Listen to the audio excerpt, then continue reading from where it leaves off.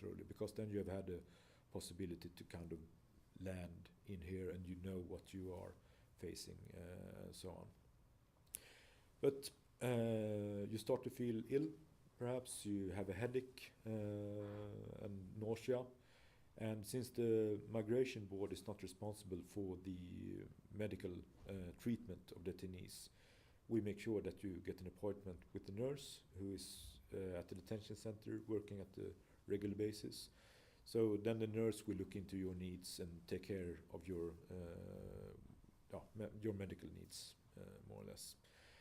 In the same time, the police authority will be responsible for the return process. So you will have perhaps a case officer from the police coming here and discuss with you and tell you that, okay, we have ordered a flight ticket to Italy and you will leave next Tuesday. How do you cope with that? And given the fact that you have realized, okay, I don't have an opportunity to stay here, I realize that I have to go to Italy, you say, okay, I will cope with that decision and I will join you on the flight. And then the police will be responsible for carry that expulsion order or the transferal order out. Great. And then, yeah. That's perfect. And so with regards to detention, the migration board's job stops once the detainee has been handed to the police for them to take them onto the plane. Yeah. So we have different processes here with different stakeholders involved. So if the police authority is responsible for the return process, they will take that. We are in all times responsible of the treatment of the detainee and the supervision of the detainee, but that responsibility stops when it comes to medical treatment or medical issues, because then it will be the Swedish county councils who are responsible for that. And just talking about, I think it's an interesting discussion as to when the responsibility of migration board ends. Say for example that person is to be deported to their sending country, so they Sudan or wherever it may be in the world, and they are to be sent back. Does any responsibility lie with Swedish Migration Board to make sure they're going to be safe in the country which they? Yeah, but that's within the asylum process, more or at the asylum units. So when they take the decision, they also have the obligation to make sure that the person is sent to a country where, it's safe, where he won't risk any, to be badly treated by the authorities and stuff like that, or tortured or anything like that. So yes, there is a responsibility that lies within the migration board when it comes to that. But in terms of the responsibility actually ends once that person has boarded the flight. Yeah, we don't take any responsibility. Yeah. Fine. Okay. Earlier you talked about this is a state. Migration board is a state-run. Yeah. Part of the Swedish architecture. To what extent do you think that, or how do you think, as public perception of migration has changed all over Europe, not just in Sweden,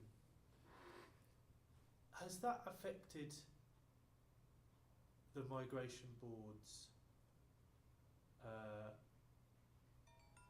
kind of views on or not views, procedures to do with detention, for example? No, I wouldn't say that it has. I mean, we are not run by the politics or the public opinion in that sense. I mean, we are governed by the legislation, the Aliens Act, and by rulings from the what do you say, Supreme Court of Migration. And I mean, if the politicians feel that they want to change the legislation, yes, they can do so. But we are, what do you say, in some sense we are politically unbound, and we shouldn't, really answer to and be sensitive to political streaming or public opinion or what have you. I mean, we have the legislation, we interpret the legislation, and we also interpret the rulings from the Supreme Court of Migration. And so, with that in mind, then, would you say that over time, in your experience, over time, Sweden's kind of policy towards detention and migration, immigrants in particular, has stayed pretty similar? Yeah, I would. If you need to get that, that's fine. It's okay. No worries. No, I think it's. I mean, I've been here for 11 years, and I think it's been pretty much similar. Perhaps it's based on my ignorance, but I would say it has stayed similar. And then I think we also have to bear in mind that the question of detention is something that's not been that much focus on when it comes to public opinion. I think we have had a focus more on our integration challenges and migration as such, I mean, the migration board is the kind of authority that often is mentioned in media, obviously, but I think it's been pretty much the same during all those years, the 10, 11 years that I've been working. I mean, obviously we are an authority that's working with issues that it's so easy to have opinions of them, whether you are a really right-wing person or if you're a left-wing person, and it doesn't matter what we do. From some point of view, we will be doing the wrong thing. We are either too kind in giving people permission to stay, or we are too hard in saying that people are not allowed to stay. So, and I mean, we can't really respond to that. We have to try to work with the focus on the migrant to make sure that the process is as legally secure as possible and that we stay focused there. And yes, it is tough from time to time, obviously, to have pressure from media and politicians and what have you. But we really have to try to be better than that and to respond to it.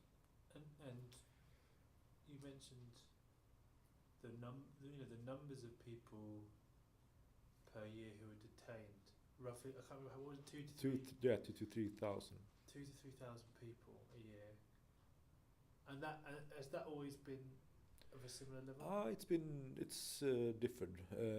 During a couple of years in I would say 2005, 6, something like that, we had a ruling from one of the courts that we interpreted in a way that we can't use detention in the way that we have done. So we had quite a big decrease and in the number of detainees, obviously. But so it's been some fluctuation, but pretty much from, I think, besides from that point of time, I would say that roughly 2,500, 3,000. It's been quite constant. Sure. We also have during that period we had fewer beds capacity wise. I think we were down to perhaps 125 or something like that. But we also have had more beds during, when I started, I think we had like 285 beds or something like that. So it's been kind of ups and downs, but the last 3-4 years we've had this number that we have now of 235 beds. Okay. But I don't think, perhaps, sorry. Yeah, no.